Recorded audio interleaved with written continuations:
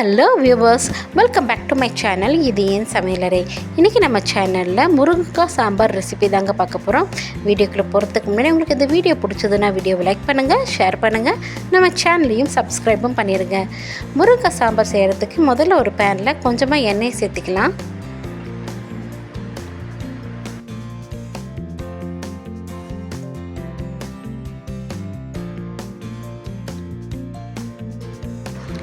எண்ணெய் சூடானதும் அதில் கொஞ்சமாக கடுகு சேர்த்து பொரிய விட்டுக்கலாம்.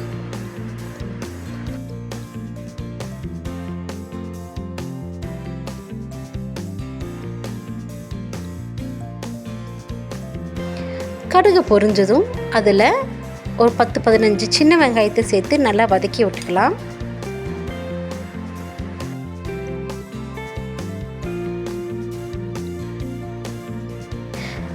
வெங்காயம் நல்லா வதங்கினதுக்கப்புறம் 2 தக்காளி நம்ம நறுக்கி வச்சதையும் சேர்த்துட்டு நல்லா வதக்கிக்கலாம்.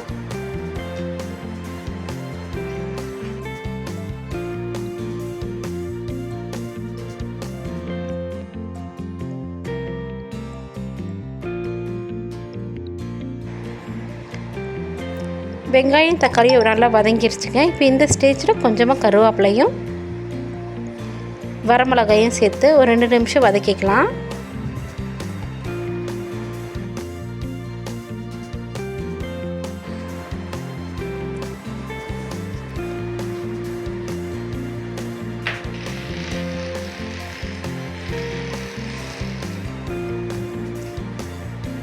இப்போ மசாலா பொடியெல்லாம் சேர்த்திக்கலாம்.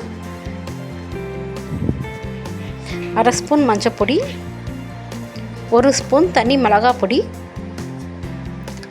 2 ஸ்பூன் மல்லிப்பொடி,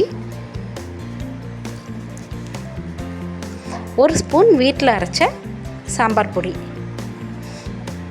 இதெல்லாம் சேர்த்து நல்லா வதக்கி விட்டுக்கலாம்.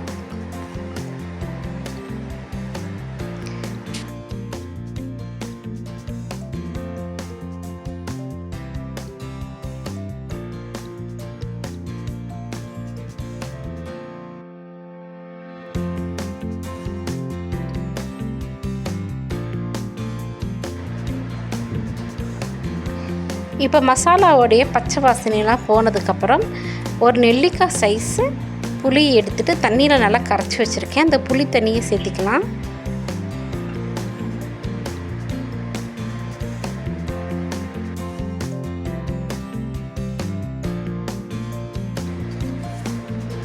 இப்போ இந்த புளி தண்ணி நல்லா கொதித்து வந்துட்டுருக்கு. இப்போ இது நல்லா கொதிக்கும்போது நம்ம நறுக்கி வச்சுருக்கிற 2 முருங்கைக்காயும் சேர்த்திக்கலாம்.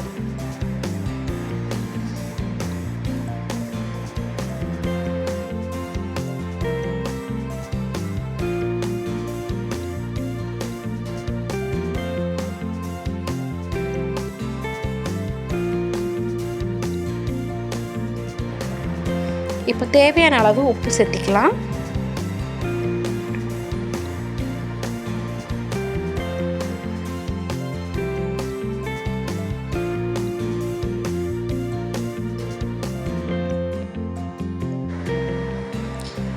இப்போ முருங்கைக்காய் நல்லா வெந்து அந்த மசாலாவுடைய பச்சை வாசனை, புளியோட பச்சை வாசனை எல்லாம் போயிடுச்சுங்க. இந்த ஸ்டேஜில் நம்ம உப்பு மஞ்சள் பொடியும் போட்டு வேக வச்ச துவரம்பருப்பு இதையும் சேர்த்துட்டு நல்லா கலந்து விட்டுக்கலாம்.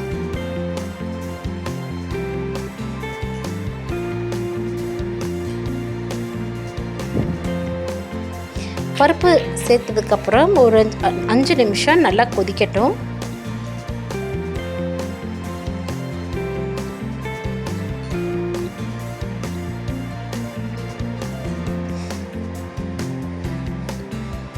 இப்போ பார்த்திங்கன்னா நல்லா கொதித்து வருதுங்க. இந்த ஸ்டேஜில் இந்த உப்பு புளி காரம் இது எல்லாத்தையும் பேலன்ஸ் பண்ணுங்கிறதுக்காக ஒரு சின்ன துண்டு வெல்லமோ இல்லை கொஞ்சோண்டு நாட்டு சர்க்கரையோ ஆட் பண்ணிக்கலாம்.